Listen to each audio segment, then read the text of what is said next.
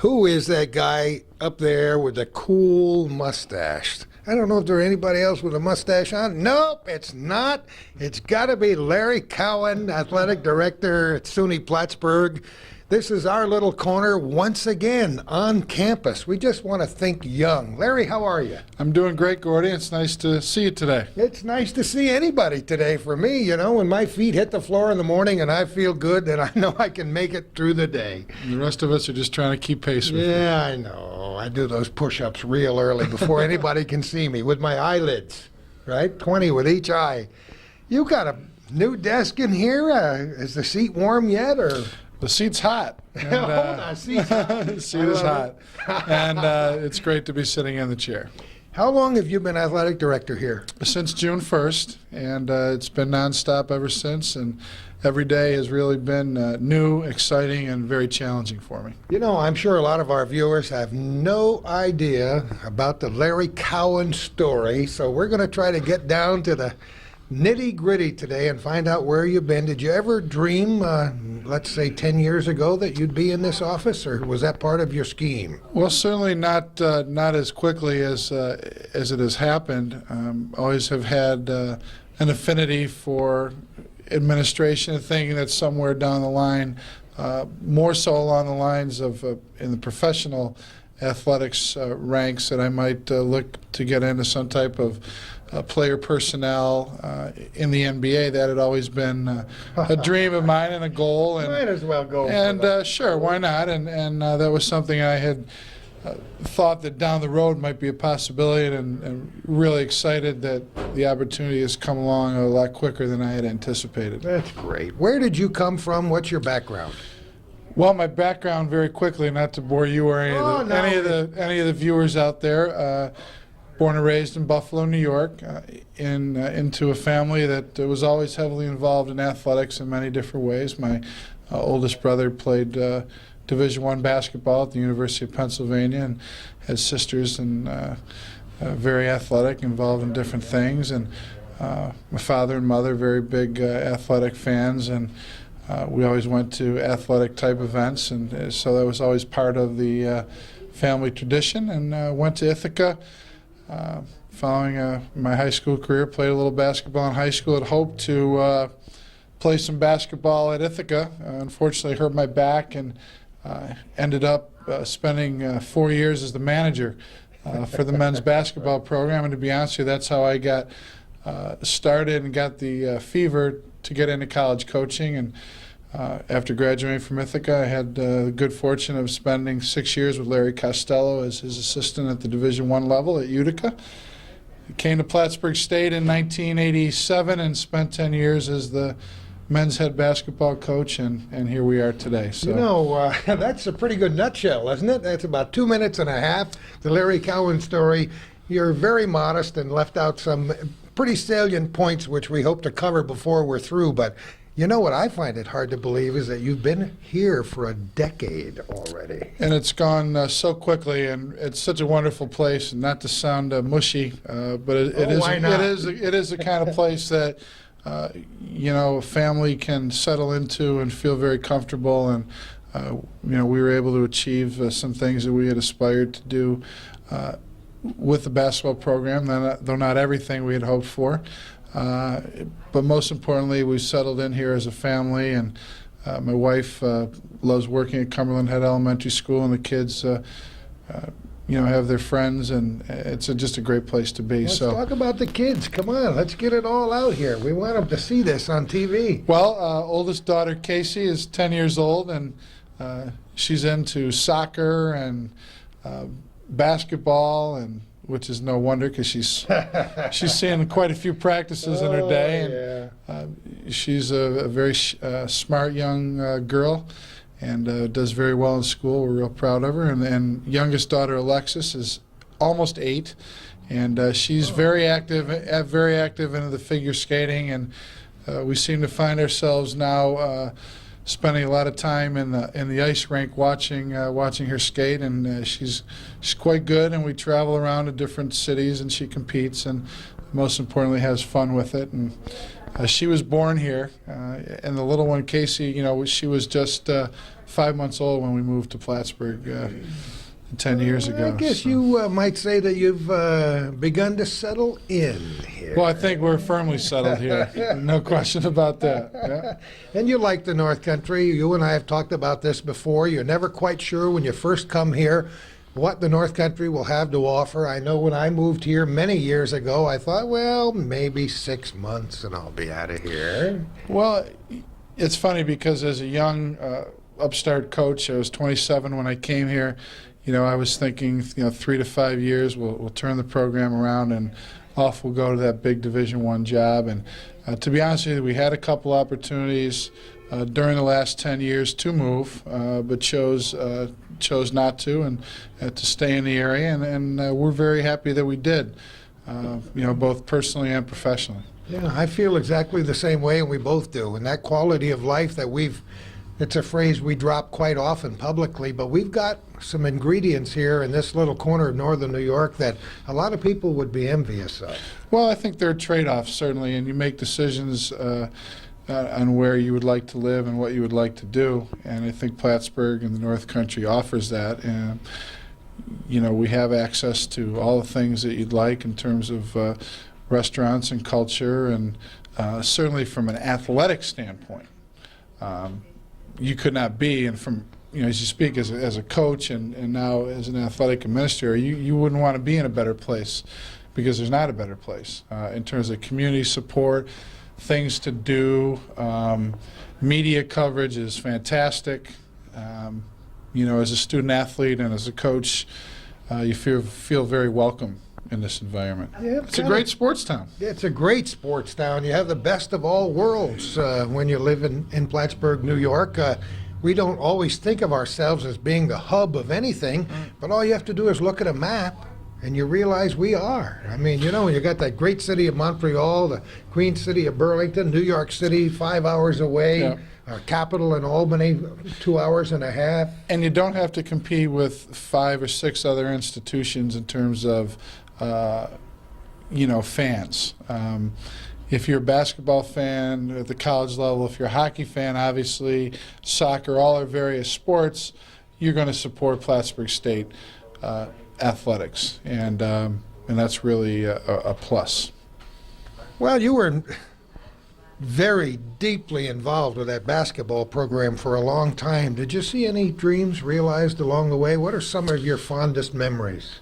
Well, I'll always remember my first team, the 1987 team, in that it was the first team that I ever had as a head coach, and it was a tremendous group of overachievers, and no one really gave them any chance. And we're fortunate to go on to the SUNY playoffs, which really no one thought was within their grasp. They did that, and certainly in terms of on the court, though we never raised a championship banner, most proud that we got the team into the NCAA tournament one year, and for the first time that had been done in 20 years, and we're able to go to the ECAC tournament one year.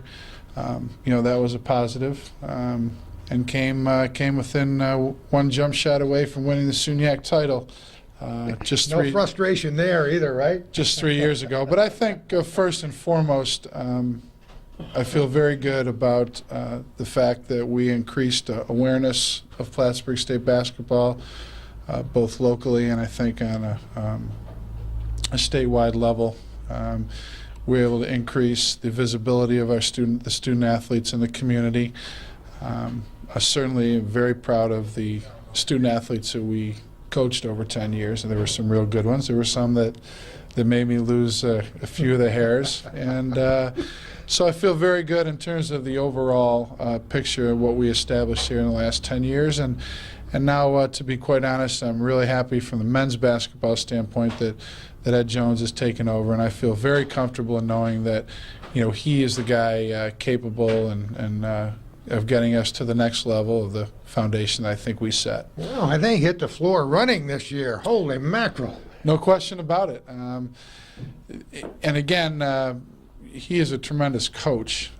He maximizes the skill level that he has on his team, and I think once he has a year or two to recruit and bring in the types of players that he feels most comfortable with, you'll see some very positive things. But he's a 28-year coaching veteran, and he's well known throughout the state, and he'll have those Cardinals playing real well.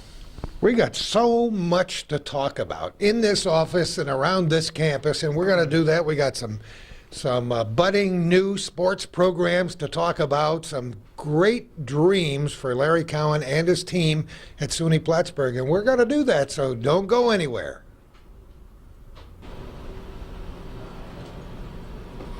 I should remind our viewers, if Calvin hasn't put it on the screen already, that we're beautiful sunshiny afternoon and fairly early in December on the afternoon of December 11th, and it feels good to feel that warm sunshine because we've had a very, very cool fall and early winter. But we're inside where it's nice and warm, and there's a lot of new stuff that we're looking at right outside Larry's office. Tell me what's been going on around here. Well, a lot of changes since June 1st. We're in the main office area, Memorial Hall, and we've been very fortunate that the college administration supported some funding for new carpeting.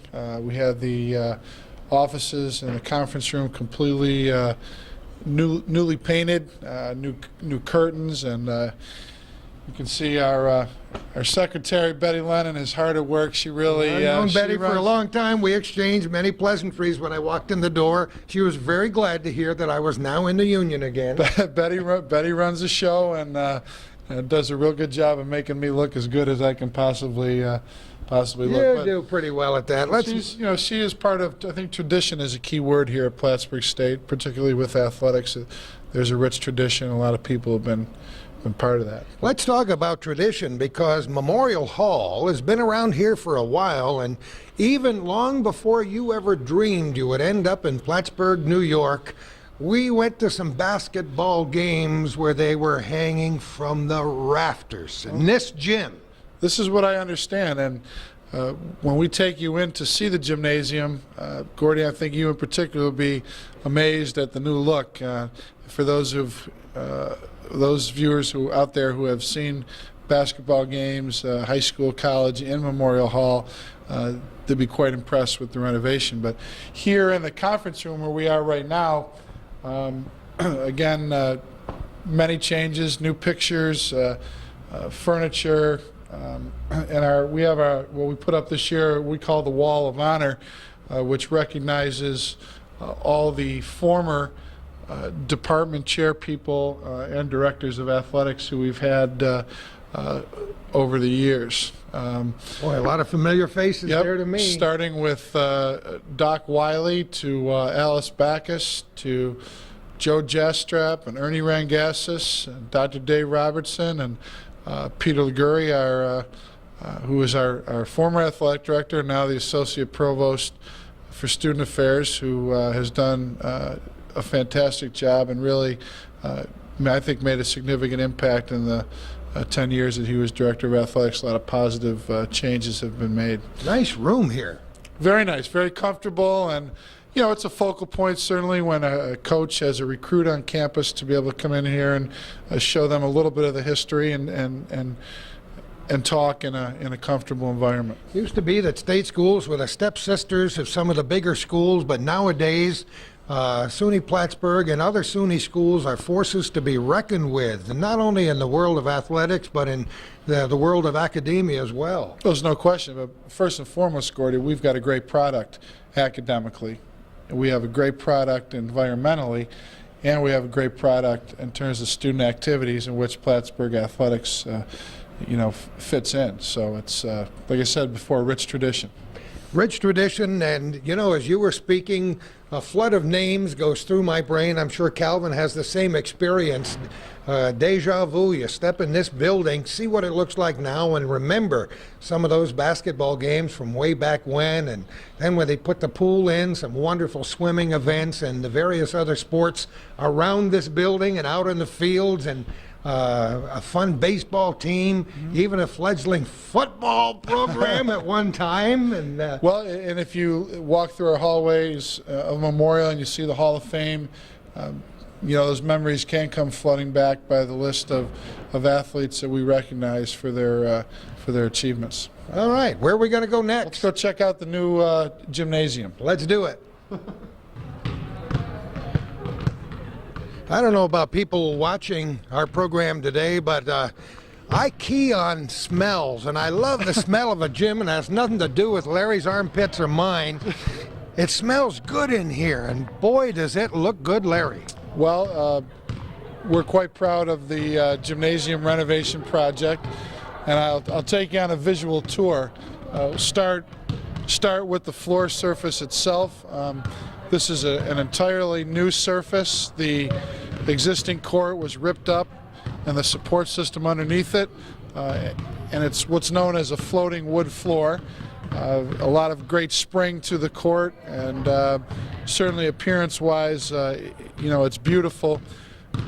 We eliminated a lot of the lines that had been on the previous court, and we've minimized that.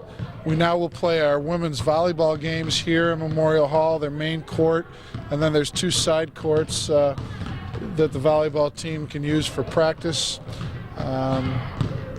We have put up brand new banners recognizing all the SUNY schools.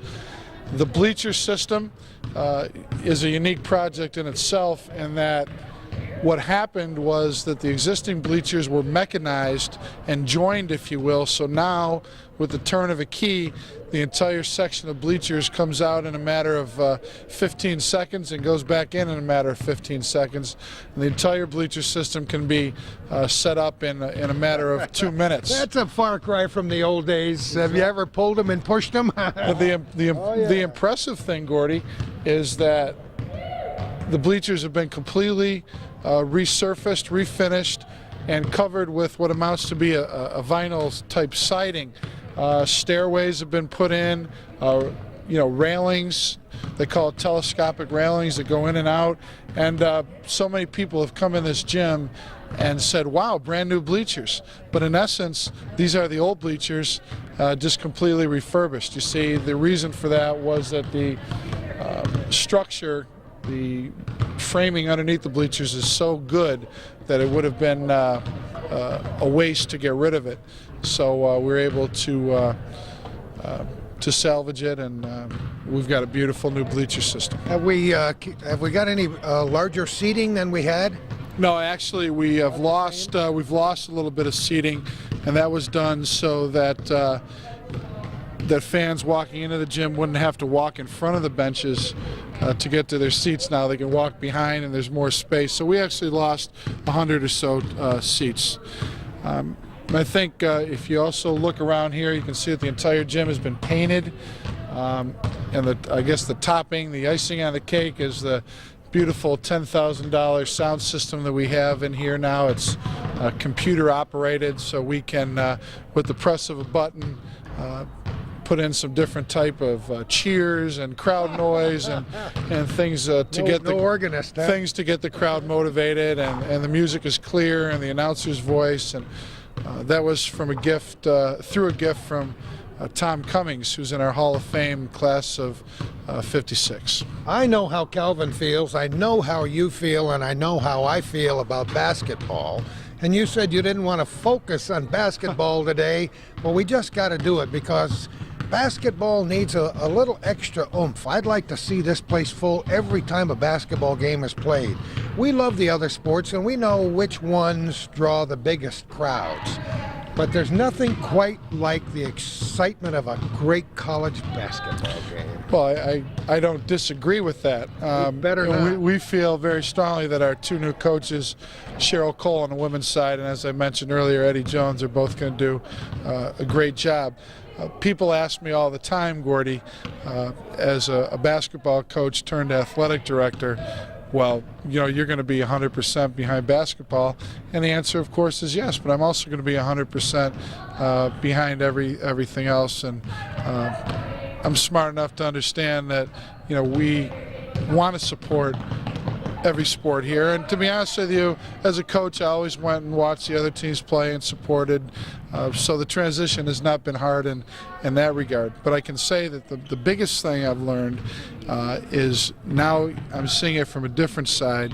I'm so very, very impressed just with the work and dedication that our entire coaching staff and training staff and support staff, equipment managers, sports information, they just put in an enormous amount of time and do a great job. As a coach, you're focused on your sport. Sometimes that's all you see. And that's been the biggest change for me, the biggest adjustment, is to really see it from a global perspective, if you will. I feel sorry for people who are so parochial that they put all their eggs in one basket, only go to watch one sport and not take advantage of all the others. But there's excitement in a lot of venues on this campus. Well, there is. And to go back to your original question without getting too wordy, go ahead. We got 90 minutes, Larry. But people have every right to choose the sport that they like to observe, and of course you would hope that a fan, a student, someone in the community would give every sport a shot. But the reality is that people like what they like, and we feel that our sports get plenty of support. And I think the most important thing is that the fans out there recognize that whether it be a women's volleyball player or men's ice hockey or women's basketball or men's basketball, and right on down the line, that these are young student athletes who are paying their own ticket to come to school here, and they sure would love that support. So in other words, if there's soccer fans out there and they haven't come to see our soccer teams play, come on out and watch us. If there's some excitement, the swim team. If there's swimming teams, swimming fans out there, come on in and watch our swimmers, and hockey and basketball and tennis and right on down the line. And of course, with the new sports, I think there's even more added excitement. Some of our viewers in outside the Clinton County area may not get to Plattsburgh that often and may never have really been inside any of these buildings on the campus at SUNY Plattsburgh. But we'd like to have them visit here because there are student athletes out there whom I know your coaching staff would like to take a look at. No question. I think the recruitment is the key to any successful athletic program. I think the recruitment and retention are the keys to any successful academic institution. And I believe strongly that our coaches and our student athletes who are here right now play a vital role in that. And any prospective student athlete out there, whether it be a local student athlete or someone from around the state or even out of state, Plattsburgh has a lot to offer. Yeah, there are always options, and I have seen, and you have seen in your 10 years here at Plattsburgh, kids who could very well have made a mark in Division I sports in one place or another who chose to go to school in their hometown, and have made us happy, and I'm sure have made all the fans happy as well. Well, no question, but it comes down to what someone is looking for in a school. It comes down to what they're looking for athletically. And so often, as you mentioned, a high school student athlete will dream a little bit bigger than reality would permit. And that happens, and coaches understand that. And eventually the way the recruiting process, it weeds out, and most students end up competing at the level that they should. But there have been some great locals who have stayed, and there have been some that have slipped away. And you know what happens to some of the ones that slip away? They slip back. We've seen that happen too. Oftentimes that does happen. It does happen. We got a lot to see and a lot to do with Larry Cowan, who is the athletic director, only for a few months now. But as we said right at the beginning, he's got the seat not only warm, but it sizzles. And we'll see if there's sparks coming out of it when we return there. We'll continue our tour in just a few moments. And we took to the stairs and went down a level. And where are we now, Larry? We are in the coaches' corridor. This is where all the head coaches and assistants do their plotting and their strategy and their recruiting and put in, as I said earlier, put in an enormous amount of hours. Did you have to open up a few new offices down here recently? Oh yes, office space is a premium, particularly as we add the new sports. Let's talk about that while we're standing right here. Tell me about the new sports. Well, beginning this coming fall, we will add men's lacrosse, women's softball. That's so exciting. And men's and women's golf. They'll be considered spring sports, but we'll play what's known as a non-traditional season in the fall.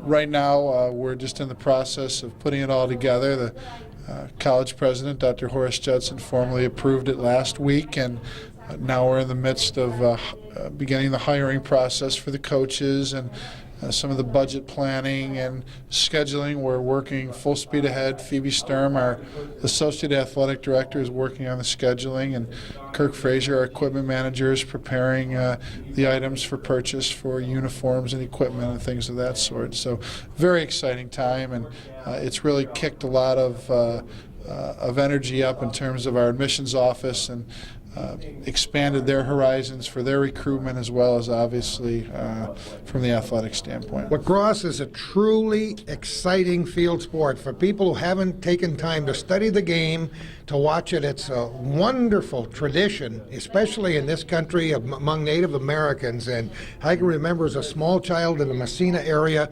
watching the Native Americans in Hogansburg on the St. Regis Indian Reservation, playing some matches that I would love to see on videotape today, and then going to the little Maple Leaf Arena over across in Cornwall and seeing some matches. My father was a big fan, so I was a big fan because we go where our dads take us. And wow, I could never understand why lacrosse didn't catch on here in the North Country. Several teams, Calvin will remember this, several teams tried it in high school, and it lasted on club basis for a few years and then faded. It's about time for a resurgence up here. Well, it's one of the quote-unquote hot sports that the NCAA has researched and surveyed, and that along with the softball in particular, in this area, women's softball is hot. It's hot. We feel that the addition of women's softball to our intercollegiate athletic program is going to mean a lot. We feel that there's strong community interest. We think the people are going to come out and watch it. High school athletes, girls are playing it. The high schools are playing it. There's club teams, the Adirondack Diamonds. Great interest. We had a softball summer camp that was very, very popular, and lacrosse is going to be really great spectator sport as well. And hopefully we can be the lead dog and maybe getting some of the high schools to think about playing it again. But one of the reasons that lacrosse was added is that it's a very popular sport in areas that Plattsburgh State draws a lot of students from now. The Long Island, Westchester County area, looking to expand obviously to the Rochester, Western New York area, Syracuse, Central New York, and they're playing it down in Albany as well. So you'll be a catalyst up here too, you know you will. Well, we hope that will be the case. And renovations to a softball field are underway at the field house, and the old football field, Gordy, is going to be turned into our lacrosse Here we field. Go again. So some of the memories that you and some others may have I'm of going to football. bring John Williams back down here and watch that first lacrosse game with me. Huh? Maybe we can go a little one-on-one against another dummy. You want to be a dummy on the field that day, Calvin? Maybe we'll have you throw out the first ball. Yeah, that's great, though, to start a whole new tradition. And you mentioned women's softball, and I can't speak highly enough about how that sport has grown, not only here, but everywhere. And I hear junior and senior athletes, gals, who are pretty good. And we've had some outstanding North Country athletes in Franklin County, in Clinton and Essex counties, who are going on to big things in softball, and the spotlight is swinging on that sport tremendously. Sure, and what is very nice about that is for us to have these sports available, to offer these sports, will now maybe keep some of the local high school students who've gone to other institutions because we did not offer that, and that's certainly one of the goals. And, what can you say about golf? Everybody plays Everybody it. plays it. Not everybody plays it as well as you and I do, though, Gordy. Huh? Boy, I could just see the level rising. Yeah, right. No, it's golf, of course, is a popular sport. It's a sport, of course, that both sexes,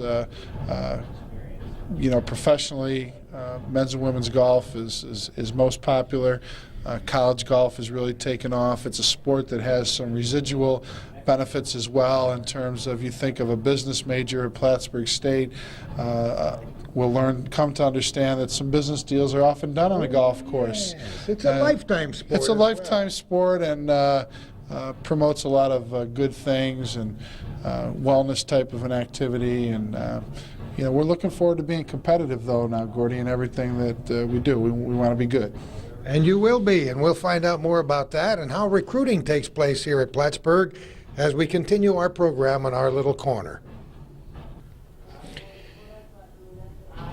We're just continuing down the coach's corridor here at the Memorial Hall. Chris Waterbury, men's soccer coach. How you doing today? Very good, very good. What's on the agenda these days? Oh, just tidying up shop, a few personal meetings with some of the players, end of the season stuff, and obviously always recruiting. Well, that's exactly the subject I was going to bring up next. How goes that battle? Well, it's a war. You try to identify kids, you try to find kids, and you find out if there's a good academic interest, and if there's a good match, you go after them, and you see what happens somewhere around April or May.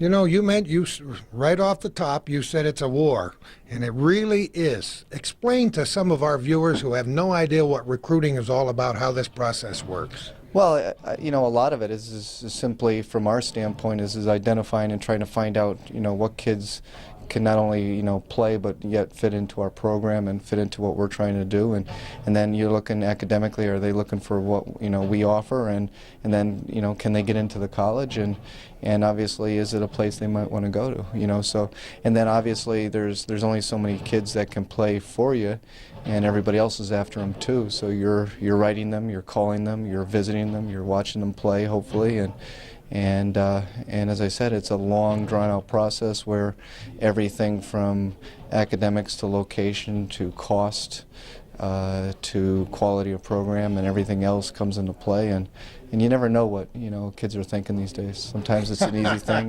You said it. Yeah, Chris. yeah. How long have you been with this program here? 13 years. Yeah, Wow. It doesn't seem like it. Time but flies when you're having fun. yeah, it is, and we are still having fun. Where did you come from when you arrived at Plattsburgh? Well, I was 2 years at Linden State College, and then 1 year at New England College. When I was actually pretty young. I was a head coach when I was 22, and so I was very green and learning while making mistakes, which is sometimes good, sometimes bad, and before that, I was still in college and playing and having fun. I guess you found a home here, Yeah, I enjoy it a lot. and you've got to be pleased with the way your programs have come along over the years. Look back 13 years and look at 1997. Yeah, it's fun. Sometimes, you're always concerned about your wins and losses, but sometimes your best seasons are when you get the most out of kids, and maybe you're only 500. But if that's as good as they were, then it was a successful year. You've contacted a lot of lives over the years and had an impact on a lot of people at this level. Do you stay in touch with some of your former athletes? Absolutely, talk to them all the time, and we have nice alumni games, and there's a lot of soccer alumni out in the area who do a lot of nice things for us. Do any of your soccer alumni help you with recruiting? Yeah, definitely. We get calls all the time from players who, past players who, know about somebody that, they think is a good player, and they want me to go check it out, or maybe sometimes I can't get down to watch somebody, and I'll call somebody that I know is reliable, and I'll say, hey, get out and watch this guy play, tell me what you think. So they help us. So let's be Tom Messner for a minute. What's the forecast look like? Well, as far as next year is concerned, we haven't won a game yet. So I'm always I'm one of these guys that the glass is always half empty. So until we win a game, we Chris haven't won a game. Waterbury and Barry Brent, and I don't know. We got a small team this year. I don't know, and they kick so many butts. Well, next year's team, we haven't scored a goal, we haven't won a game, and and so it's you know. We're more concerned right now with the returning guys, making sure they're getting through the semester, and you know we're approaching final exams, and you know they've got a lot going, and then we got the spring semester to do some spring ball and get some training done with the returning players, and see who's coming in new, and it's a long preparation. You know, when we were kids, you wouldn't even think about the sport until the day of the first practice. Now at the college level especially, you got to think about it day and night, 365 days a year. Big factor. Yeah, well, you know, it's funny, as you say. I mean, when I was a kid growing up, it was, you know, everything was seasonal. You know, it was baseball in the summer and whatever, you know, going, you know, swimming sports and whatever. And then in the fall, you know, I played soccer. I mean, I was a field goal kicker the whole bit, and you know, and as soon as the winter came about, you did things in the winter, and then you did things in the spring, and you know, it's the multi-sport athlete is becoming fewer and fewer nowadays, and I'm not sure that's good or bad, but it's just, I think it's happening, you know. Well, you know, the skill level is increased so tremendously in sports. In the old days, it was good enough to be fairly good at 3 sports, and now, in order to be mediocre in one sport, you still have to bust your butt. Well, you know, I don't know. I think it takes no effort at all to be mediocre, but but I think the biggest thing is not necessarily that, you know, I mean, you see it all the time, great athletes who not necessarily put a lot of work into it, but simply are good athletes and don't have to work as hard as other people. Yeah. But you know, that those times are changing just because of the training methods, the availability of kids. You know, where, you know, a good example of, for example, my sport is soccer. You know, probably 10, 15 years ago in our area, you played soccer in the fall and then you moved on into another sport. Now you have opportunities for indoor. You know, a lot of the kids in the area go across the lake to Vermont and play in their indoor centers. And there's a spring league, there's a summer league, and kids who want to play one specific sport, whether it be soccer or anything else, you know, you look at the AAU opportunities in basketball in our area, and so now kids can play, you know, not necessarily all year round, but they can play for 6 to 8 months in a sport that they like. And What do you think about indoor soccer? oh, I love it. You know, I mean, personally, I love it. It just, you know, again, you know, I'm one of these people that, you know, I just look for any reason to play or be a part of it. So, you know, if you like your sport, anything they do to increase it, you know, just like when, you know, hockey people, once, you know, rollerblading came in and they had you know, outdoor roller hockey, they loved it because it was another opportunity to, you know, get the stick in their hands and things like that. And the same thing goes. Indoor soccer is just another reason to kick the ball around. Once again, it's the passion you have for whatever you're involved in, and you've obviously got it. And I know that every time a new season rolls around, you get the butterflies, and you get psyched, and the adrenaline pumps, and you're ready to do it again. Yeah, well, you know, it's fun, and it is, especially, you know, you got somebody like Larry Cowan on your back all the time pushing you. So He's a big guy to have on your back, and don't you ever forget it. No, I don't, never at all. So, Chris, thanks so much for your help, and best of luck in everything you well, do. thank you very much, and we appreciate all you do at Hometown Cable. What would a coach's office be without a clock with a basket on it? That is so cool. Ed Jones, how are you? I'm doing real good. Real good to be at Plattsburgh State University. Oh, we are so delighted to have you here. You created the waves before you got here and when you got here, and I don't know how you feel about making this transition in your life, but we're glad to have you around. Well, I appreciate you saying that. It is a transition. You know, I was at Utica College for 16 years, the last 10 as the head coach, and brought up my family there. I've got a young family, but this is a big move for us. Unfortunately, my family's still in Utica. We're trying to sell a house. You got to do something about that. Trying to sell a house. We're working hard at doing that. And, you know, we've seen each other at least once a week, and, you know, between recruiting trips, and they've been up here. And the kids can't wait. I got 3 young girls, and they can't wait to get up here. So we're excited about the move. Give us a little clue into how this tremendous move took place. Well, you know, I found out from Larry Cowan that the position opened up, and I always thought it was a pretty good situation, you know, Division III coaching situation. I thought the commitment on the part of the administration was very good. Known Larry Cowan for the last 16 years, and him being head coach the last 10, and we talked over the years, and I had a pretty good feel for the program in general. And then during the interview, I just kind of fell in love with it, with the people. I just thought that the administration had a great commitment. The community has a great commitment towards athletics here at Plattsburgh State. And I thought that this was a situation I wanted to get into. It was, to me, this is kind of like a Kentucky, I think could be a Kentucky of Division III.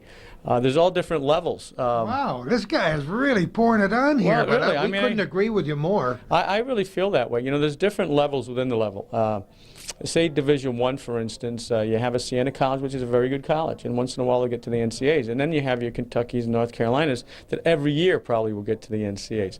I think at Plattsburgh State we have, I think, the potential to maybe be sort of the Kentucky or North Carolinas of Division III, and that's why I took the job. I don't know if it's going to happen overnight, but that's kind of the goals. You have already made a lot of things happen since the day you walked in the door. You have to be pleased so far. Well, you know, I think I said this from day one, and I still say it. We have a lot of building to do. You know, right now we're 3-2. We have a big game tomorrow. Our best player's out. Has been out all semester, so that's kind of hurt us. From day one in practice, we've been thinking about pressing teams for 40 minutes, baseline to baseline, and we had a couple injuries, and all of a sudden we're not doing that. So things have changed, and if we can get through this semester 4-2, I'd be delighted. And if we don't, which 3-3, then we come back next semester and hopefully regroup and go from there. But a tough schedule. You started off big time with some really great excitement in those first 3 games. Well, it's an exciting place to play. I mean, at home, you know, it's a brand new gym, and Coach Cowan has the lights show going. It's a fun place to be, and you know, if we can pack that place every time, I think it'll be a real home court advantage. You know, let's talk a little bit about recruiting, and I won't hold you up long because I know you're a very busy person here. But how much more difficult is it to recruit when you can't offer an athletic scholarship? Well, it's difficult, but it's all relative. You know, we're competing against people that don't have scholarships either. The other Division IIIs, there's over 300 Division III schools in the country, and we're all in the same boat. Now, the private schools do give academic and some special scholarships, but they cost a lot more than us.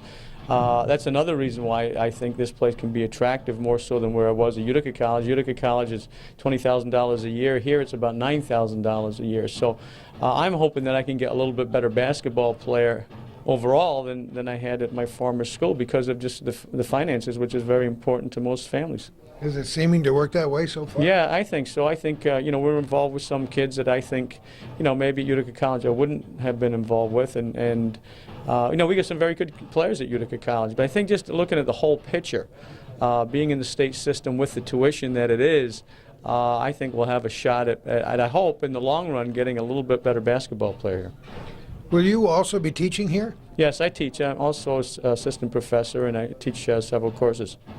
Terrific. Well, that's a point we wanted to make because there is a tremendous misunderstanding among fans, and understandably, if they don't never been on the inside, that a coach's duties are very brief during that season of the year, and he does nothing else. And we want to portray a little more of the true picture that a coach's job.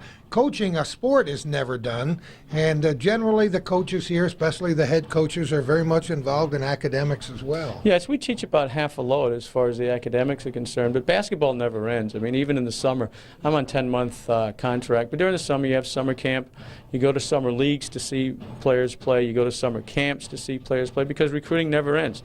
You're always recruiting a year in advance, and as soon as you have your commitment from your guys this year, then you're looking at the next year. It just the recruiting never ends, and then a lot of coaches eventually get out of it because of that. I still enjoy it. I'm not burned out with it. I've been in it 25 years, and I meet a lot of good people, and as long as I get a few good ones here and there, it keeps me going. And he's got a sign on the wall that says persistence. Nothing in the world can take the place of persistence. Well, I would say you're going to keep at this till you get it right, but it seems to me like you've had it right since the very beginning. Well, we're trying. I'm a very persistent person. I don't consider myself the smartest guy in the world, but I think I'm as persistent as most guys. You got to get up early in the morning because the competition is fierce, even at this level, you know? Oh, yeah. You say even this level. I mean, this is a very good level. I mean, most high school players are not going to be able to play at this level, and we get good players. I mean, it just, at this level compared to the big-time Division I, the skill level very often is just as good. We get kids that shoot the ball and handle the ball as good as Division I players, but they're not as big, and the bigger kids are quicker at at the bigger level. We have, say, a 6'3" forward who's quick. That's if he was 6'6", he'd probably be playing at Siena or St. John's. So that's the difference. It's not necessarily the skills. A quarter of a century at this job, and he's still got the excitement because you're thinking to yourself right now, somewhere out there, there's a kid shooting baskets on the side of the barn.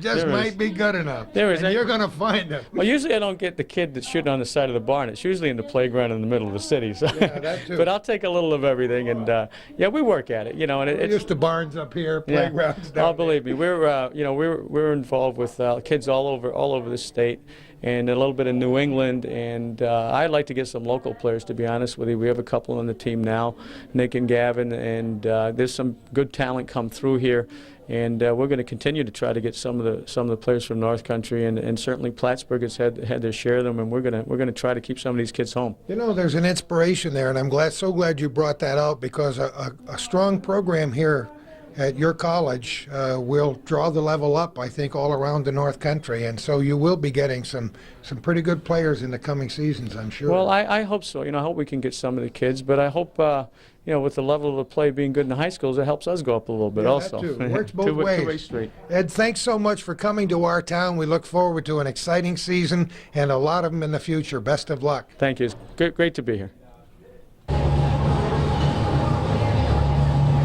Man, I'm inspired. I'm ready for a few laps around the nearest Nautilus machine. We've gone down into the bowels of Memorial Hall. Larry, what's going on here?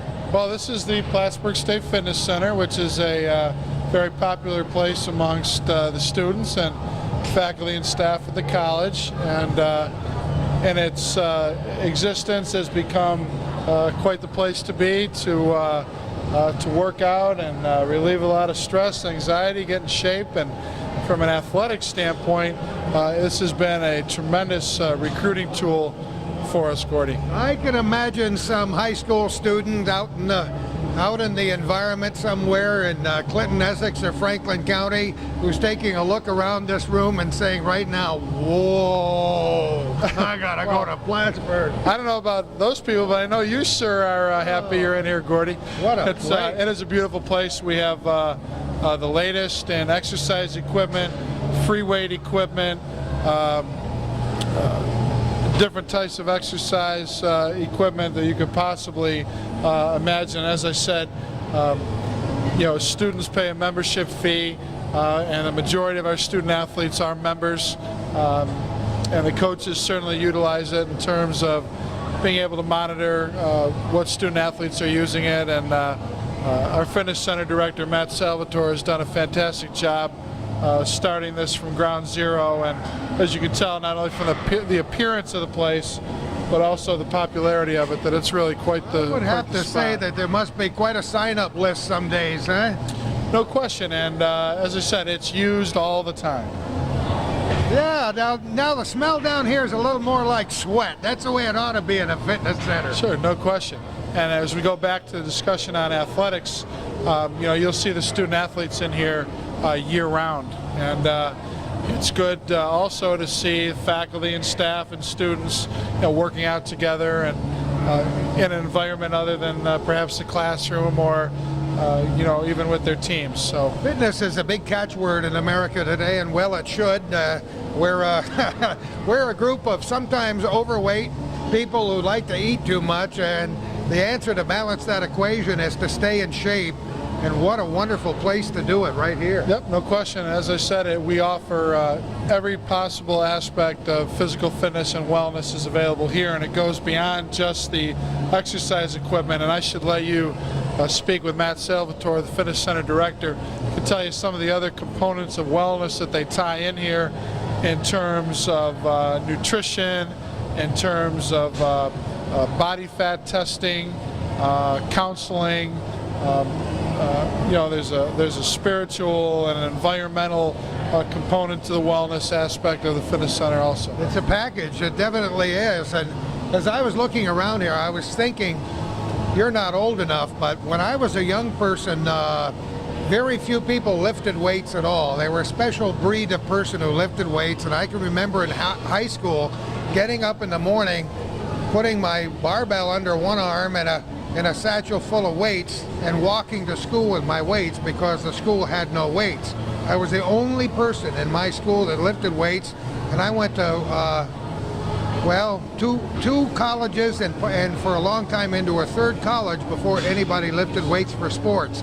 Wow, have we come a long ways, baby, in realizing the value of weight training. We haven't. Gordy, you haven't lost an ounce of that muscle. You're still, look at those pipes. Look at those pipes. And the BS is getting pretty deep again here. That's a crucial part of training for an athletic, whether it be in season, during season, and off season. Our coaches and our student athletes utilize this concept on a year-long basis. And as I said, it's a great recruiting tool for a prospect and their parents to walk in this place and see the activity and see the equipment.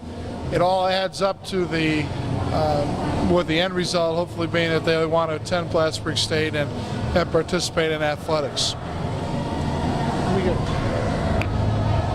More introductions are in order. Matt, what's your last name? Salvatore.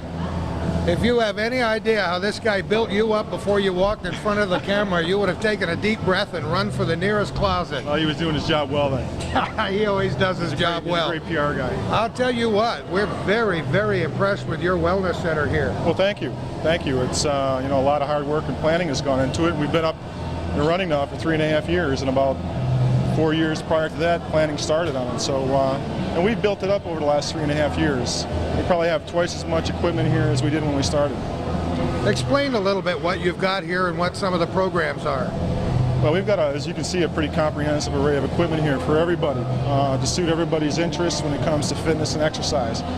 Everything from cardiovascular machines, treadmills, stationary bikes, stair climbers, rowing machines, to circuit equipment, 15-piece circuit equipment you see here in the middle of the facility, to an array of free weight equipment as well. So we really have something for everybody. Also, we have an aerobics program. We offer about 25 aerobics classes per week, all different levels, step, non-step classes, water aerobics.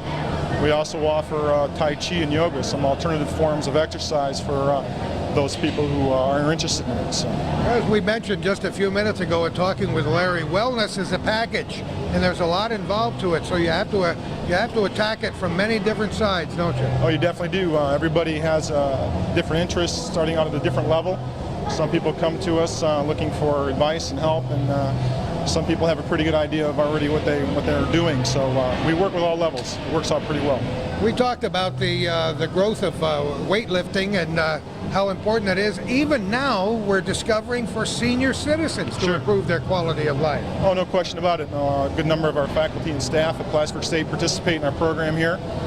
Faculty and staff members in their 50s, 60s, and 70s. So, you can realize the benefits of starting a new exercise program at any age. You don't have to be 18, 19, 20 years old. And some people said, when the Nautilus machines were first invented, oh boy, there go free weights. Well, guess what? They're still here. Sure, they sure are. And, the circuit machines have come a long way since Nautilus, and there's a lot of different manufacturers out there now. And the technology is really on the cutting edge, even in the area of fitness and exercise. Let me ask you how you got involved in this program here. Well, it's just something that always interested me, and I was involved in athletics myself throughout high school and college, and I just went that route, and I stuck with it. I became a physical education major and became a certified personal trainer, and I come from a corporate fitness background at Eastman Kodak Company, in Rochester, New York. Yeah.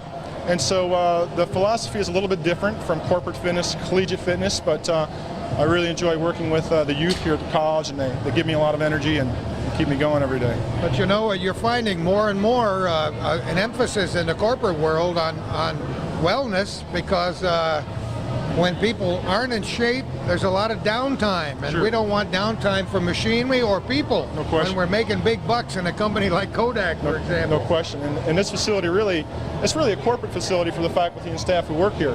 It's on the premises, on campus, and they can come over here at lunchtime. They can come over here right after work, whenever it's convenient for them. So it really is a nice convenience for not only the students but the faculty and staff at Plattsburgh State. Have you been here since the beginning? I came in and started this program, yes, back in the fall of 1994. Is it all you hoped it would be? And more so, and I think it's been even a really pleasant surprise, not only for the physical education department, with the administration at Plattsburgh State as well. It's a great tool, as I'm sure Larry mentioned, a great recruiting tool for student athletes and just students who are looking for the difference between one SUNY school and another. Matt, thanks so much for your time. Good luck. Thank you very much. Appreciate it.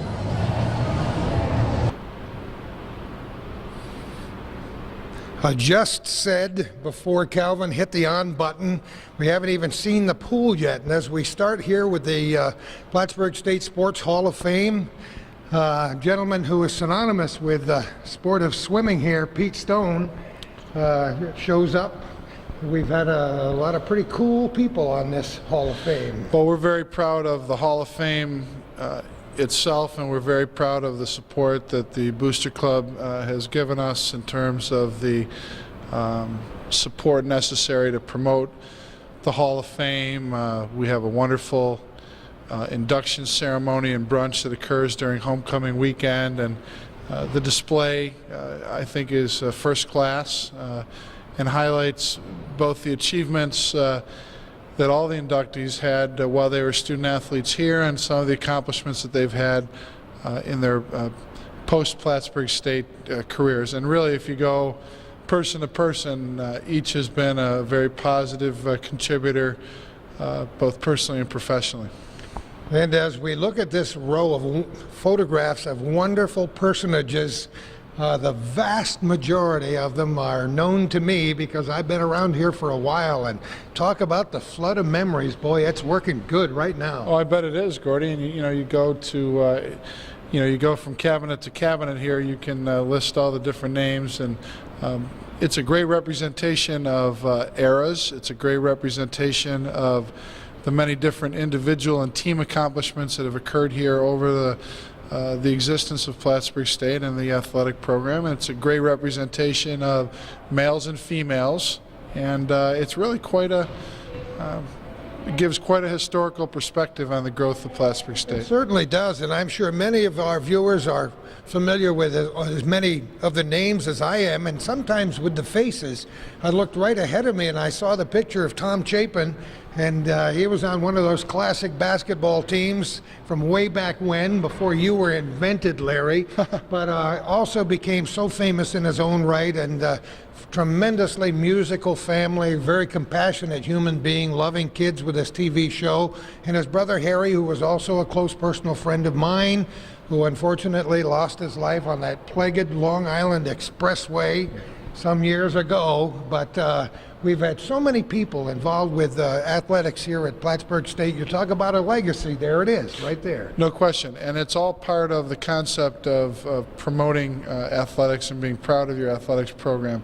Not just the student athletes and the coaches who compete now, but the history. Okay, these are the people who've laid the foundation for a successful athletic program, and they need to be part of alumni games, alumni events. They need to be here to help motivate the current student athletes. There needs to be kind of a mix of the old and the new, and certainly what goes along with that is future student athletes. These people who participated in Plattsburgh State athletics are the best salespeople that we have for our place. That's why I mentioned before the athletes helping you out in recruitment. We talked to Ed Jones about that, and with Chris Waterbury and some of the other coaching staff. Of course they're enthusiastic. They did it here. They love the school. I hope we never lose that attachment with the past. Otherwise, we won't know where we're going. Well, it won't, and I don't think anyone associated with the college would ever let that happen. And you thought it was warm in a basketball court? Hey, I was so happy when my grandson Chad Baker became involved in swimming in winter. I had spent all my winters at hockey arenas with many of my kids. We had 5 kids playing hockey at one time, and a lot of the rinks weren't heated. All of a sudden, one of my kids discovered swimming, and I said, yes, thank goodness. There is a God. And well, here we are. There's been a lot of excitement on these lanes down below. Well, as you can see, here's another example of our coaches and student athletes of Plattsburgh State putting in a great deal of time and dedication to their sport. The male and female swimmers often work out in the early morning hours, again in the afternoon, and have to tie that in, of course, with their academic responsibilities. And a lot of budgeting of time goes into being a student athlete. And Sean Farrell is down there, and looks like he's putting the swimmers through their paces at rapid speeds. And it's great to see several of the high schools maintaining very strong swim programs and spending some time during sectionals right here. Yes, no question. We like to see the high school sectionals for all sports here, and we love to have them on campus and great exposure for everybody.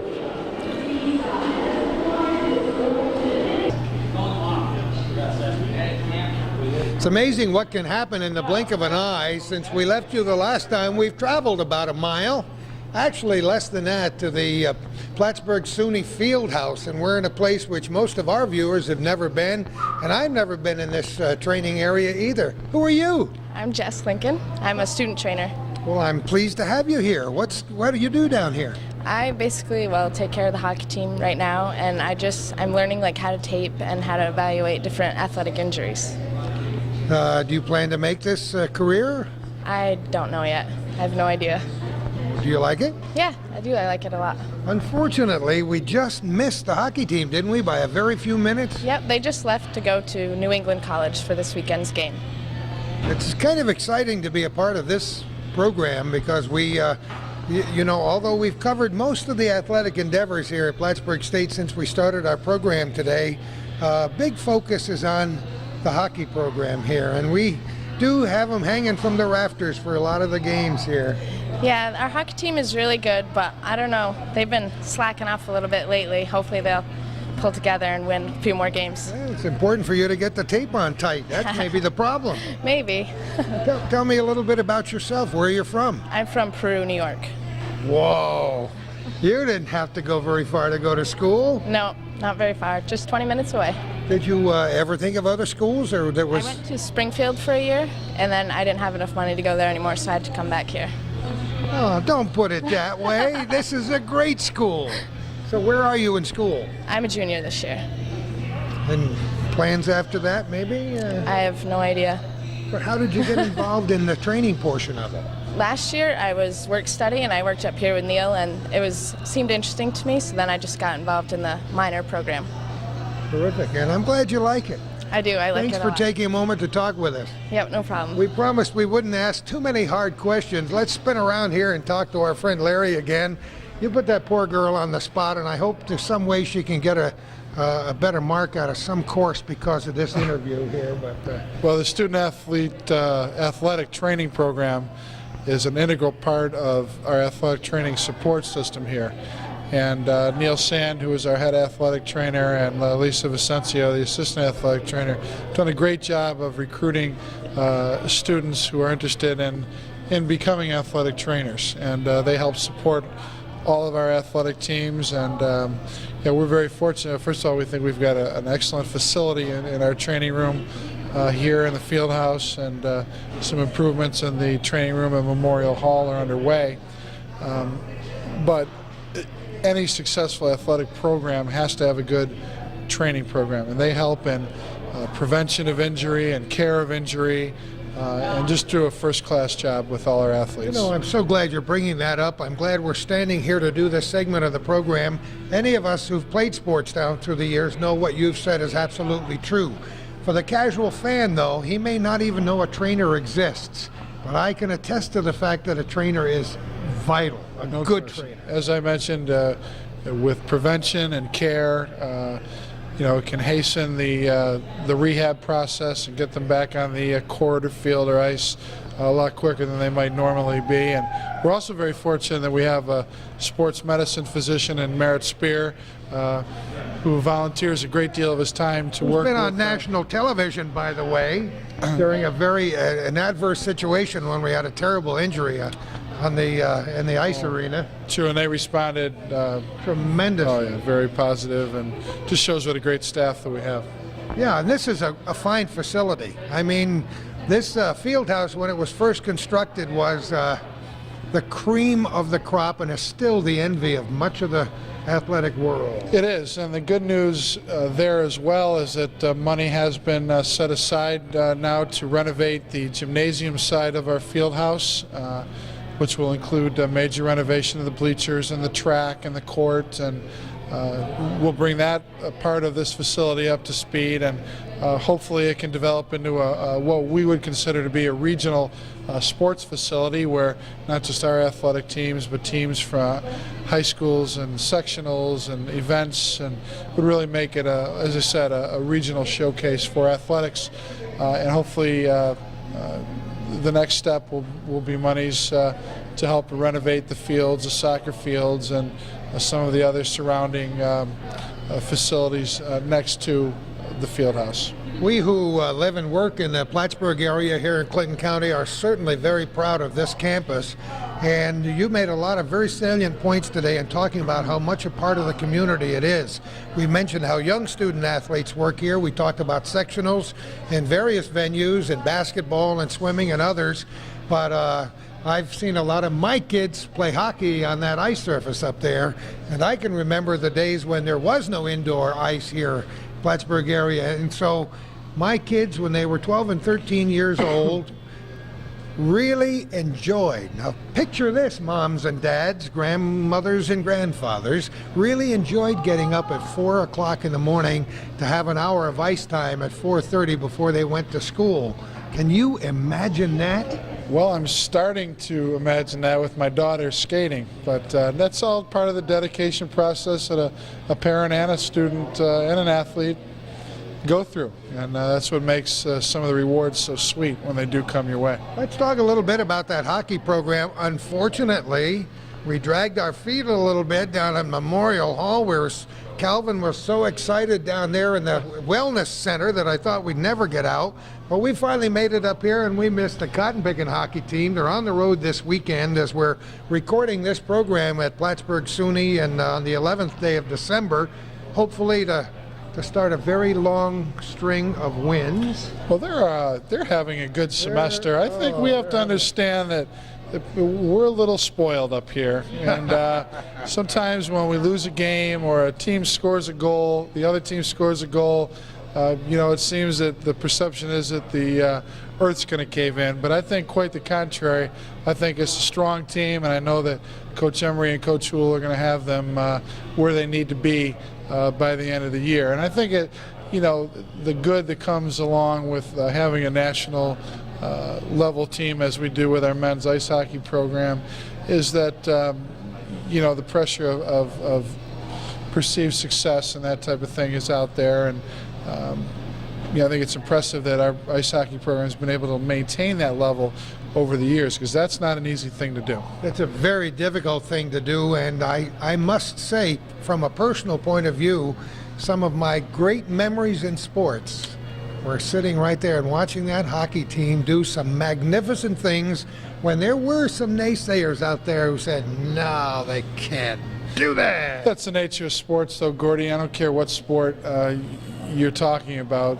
That's, I guess, the fun of being a fan, the privilege of being a fan is to second guess and question and wonder and that type of thing. But unless you've coached, unless you've competed, you don't truly understand just the time and the commitment and what goes into it. And I think we should be very proud of what our hockey team's accomplished so far and what all our teams have accomplished this year. It's been a great year for Plattsburgh State Athletics. It certainly has been. In the old days, you used to go into a venue, watch a basketball game, and go home. You used to go in a hockey rink and watch a hockey game and go home. And now I think of not only the drama of the play, but the spectacle that guys like Larry Cowan have helped produce there on a basketball court and over here. That's part of it too, from the fan point of view. I don't know about that, Gordy. I appreciate those are nice words, but I think of our men's and women's cross-country teams and what they accomplished this year, and those student athletes sometimes go unnoticed, but certainly not unappreciated. They had a great year. They won SUNY championship in the men. Women came in second. We had Scott Slade, who was the SUNY men's and women's cross-country coach of the year. Both teams went to the NCAAs. It hasn't happened here in a very, very long time. And Scott Slade was just recognized as the NCAA Region 3 cross-country coach of the year. So, good things are happening for a lot of our teams. As in most sports, the way you feel in here is very important, but in those individual sports, the running sports, the track sports and the field sports, boy, it takes a personal dedication like you just don't find everywhere. There's no question, and I was able to witness firsthand the type of unity and bond that those student athletes have. I was able to travel down and watch them compete at the NCAA regionals in Saratoga, in the cold and the snow, and they're out there running with their shorts on and tank tops, and it was really something to behold, and they just really push it and maximize every bit of energy, and just like I said earlier, the bond that they have with one another, because you think about it, they put a lot of miles together on that road, and again, the rewards are sweet for them. We mentioned while we're standing here in this center and talking about the hockey team, now that we didn't have a chance to actually see them get on the bus and take off, there are a lot of support personnel behind a program like that hockey team that deserves some mention. You talk about equipment, folks. Where would we be without them? Well, for all our athletic programs, I think the key support people, and I really don't even like to use that word support because they're just as important as any coach or any student athlete or any administrator, are the sports information position, Brian Michaels and his staff. Our athletic training staff, Neil Sand, Lisa Vicenzio, and their student athletic trainers. Kirk Frazier, who's our equipment manager, and his staff put in countless hours in terms of packing the equipment and readying the athletes, and as we met, we had a chance to meet Betty Lennon earlier, all the administrative stuff and setting up of the hotels and the travel and all the arrangements for money for the teams when they travel, for food, and a lot goes into it, and the dealing with the media and getting out statistics and sports information. I mean, it's a very impressive and all-encompassing operation. I'm delighted that we're giving everybody credit where credit is due, because it's quite a complex operation, and to run smoothly, there are a lot of people who aren't always in front of the camera. Well, that's very true, and again, those that are involved understand the efforts of those people who work so hard behind the scenes, and any chance you have to give them a little positive PR is always welcome. We love to do it, and in there we wanted to show you a picture, if Calvin didn't get it before, of a hockey player who didn't work hard enough.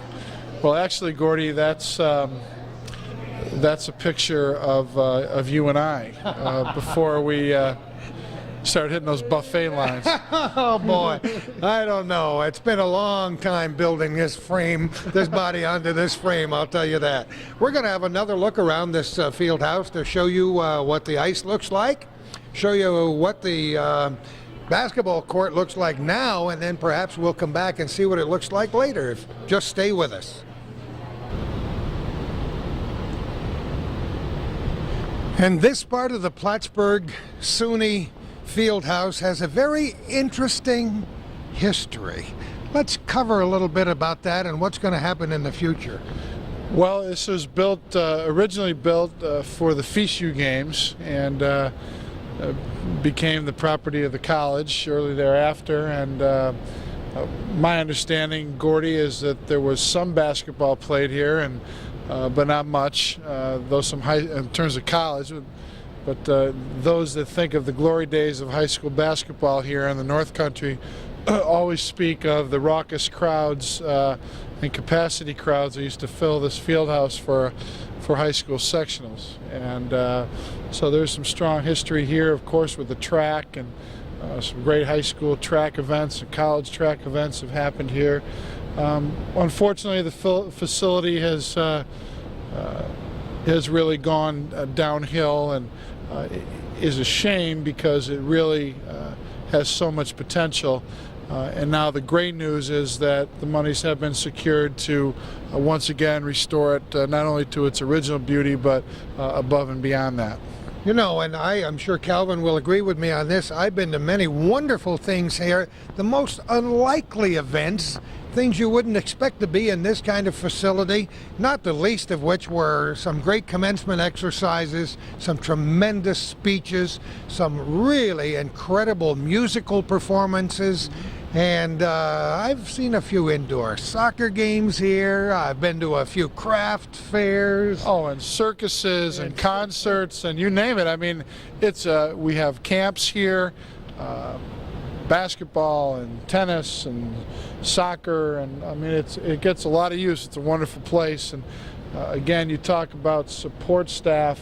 Mark Christensen, who is the director of the Fieldhouse, does a fantastic job with the hockey side, and of course the ice rentals, and on this side as well, and Brad Graves, who works for Mark, and as the assistant director of the Fieldhouse, driving that Zamboni, and has become a real North Country figure, quite along lines of you, Gordy. I don't have the beard, though. Those are more people who make a great product of Plattsburgh State and Plattsburgh State athletics. Okay, we'll talk about the Zamboni and have a look at the ice in just a moment. That banner is so large, Calvin almost couldn't get it in. It says Cardinal Country. Actually, throughout the entire course of this program, we've been in Cardinal Country. But for many people, Cardinal Country is associated with this ice arena. Gordy, unquestionably, Plattsburgh State hockey is a passion. It's a passion for the fans who have watched the team over the years and enjoyed the success. And I think that's the key word. That's the operative word. Is it's a passion. What stands out in your mind among highlights? It's hard to pick one. There have been so many exciting moments here. Well, certainly it's exciting, and anytime you compete at the national level and win it all. And our hockey team has done just that. And with those efforts and rewards come the just due of support. And I just think winning a national championship here was wonderful to see. I think they've had some very hard-working kids who've given themselves to the community as well. And it's just really neat to see as you walk around the arena during the course of a game. You can just see the different blend of people from all different walks of life and ages and backgrounds, and it's a very diverse crowd, and it's exciting to see. It means a great deal to a great many people. We have high school teams practicing in here all the time. We've got a team or two in here right now. Yes, this facility gets a tremendous amount of use, not just from the Cardinals, but with skate rentals and skating club of the Adirondacks, and high school midget youth skating teams and ice hockey teams. And Gordy, I'm just getting acclimated here to some of the specifics and the terms of hockey and skating. But you spent too long bouncing a basketball off your head. That's what it's good to get out of the gym and into the rink and into soccer stadiums and swimming pools and learn some of the different things. And to be honest with you, Gordy, I think one of the things that's been so much fun for me in this new job is it's been a learning experience in terms of what just goes on with the other sports. You told me that, and that's probably in the terms of the changes you've made in your life in terms of your job since June is probably the biggest understatement of the day. You've learned a great deal about what goes on in the other sports, and it's been an interesting educational experience. You get a double doctor's degree for that move. Well, I don't know about that, but every day has been a new learning experience for me, and just the magnitude of what goes on with an intercollegiate athletic program. But to be honest with you, even more, Gordy, is that I just picked up driving the bus. I mean, the thing was in great shape, and very successful coaches, very successful programs, and we're just trying to pick up where others have left the program. Some drivers are better than other drivers, and I know how hard you've worked in the process, but Larry, you've paid your dues.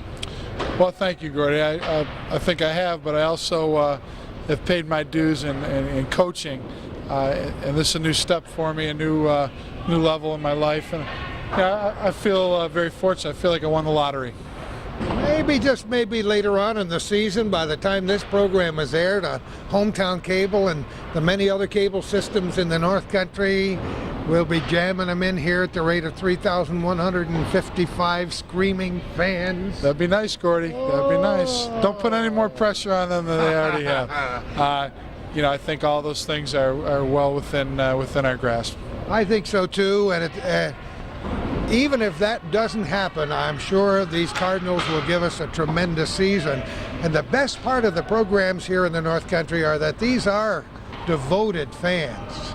And I've seen, for some lesser games, I've seen 2,500 people in this hockey arena, and that's pretty nice. And there's nothing like good fan support for a program, and they've always given it here in this area. Yes, no question. Terrific. And as far as the media are concerned, you mentioned that people come to hockey games who have never been to a hockey game before. My wife has been in many hockey rinks with our kids playing hockey. She only came to one Cardinal hockey game a few years back. It was such an exciting contest, she couldn't stay home.